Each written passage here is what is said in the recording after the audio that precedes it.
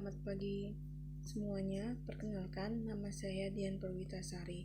Baik, pada pagi hari ini saya akan menjelaskan materi ekonomi kelas 11 mengenai pengangguran.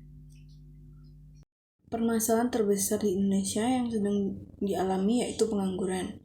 Jadi, pengangguran adalah penduduk yang tidak bekerja karena ia merasa dirinya tidak mungkin mendapatkan pekerjaan atau penduduk yang sedang mencari pekerjaan.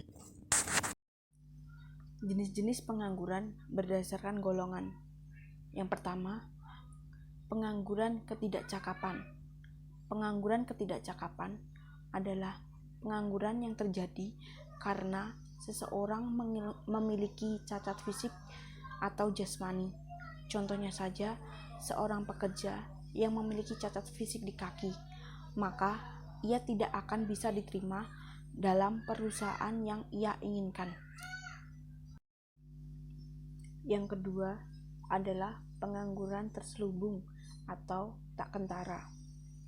Pengangguran terselubung adalah pengangguran yang terjadi apabila pekerja yang sudah menggunakan waktu kerjanya secara penuh dalam suatu pekerjaan. Yang ketiga, pengangguran terbuka. Pengangguran terbuka adalah pengangguran yang timbul karena kurangnya kesempatan kerja atau tidak ada lapangan yang tersedia. Nah, bisa dilihat pada gambar di samping, mereka semua itu adalah orang-orang yang tidak memiliki pekerjaan karena jumlah lapangan pekerjaan yang tersedia tidak sepadan dengan jumlah pekerja. Berikutnya, jenis-jenis pengangguran menurut sebab-sebabnya. Yang pertama, pengangguran musiman.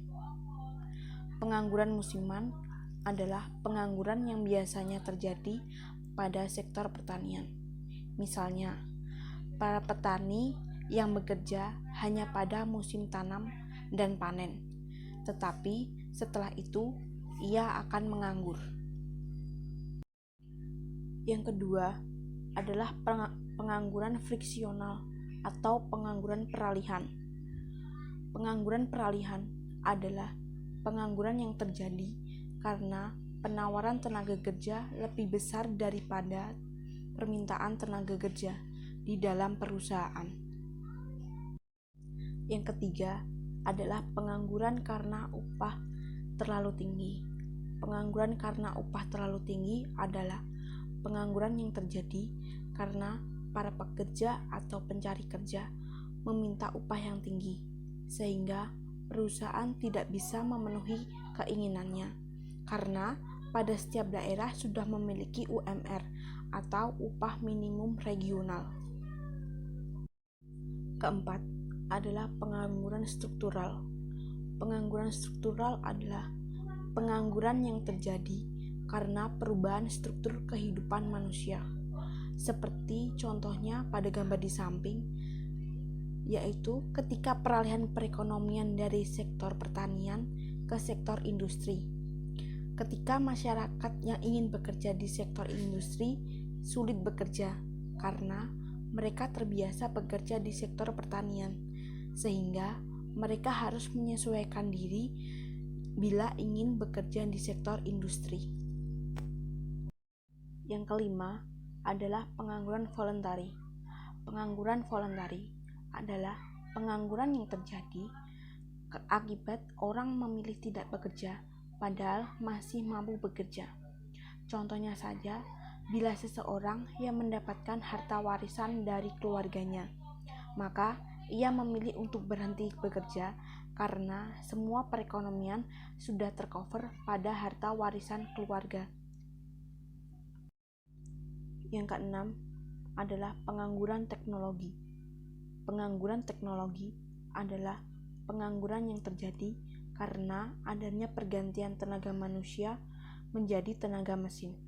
Contohnya seperti gambar di samping, dari awalnya petani membajak sawah menggunakan kerbau, tapi sekarang dengan adanya kemajuan zaman, maka para petani membajak sawah menggunakan traktor.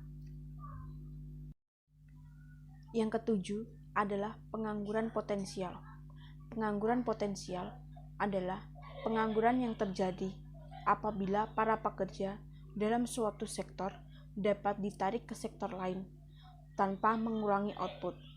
Hanya saja diikuti dengan adanya perubahan fundamental dalam metode produksi. Misalnya, perubahan dari tenaga kerja manusia menjadi tenaga kerja mesin.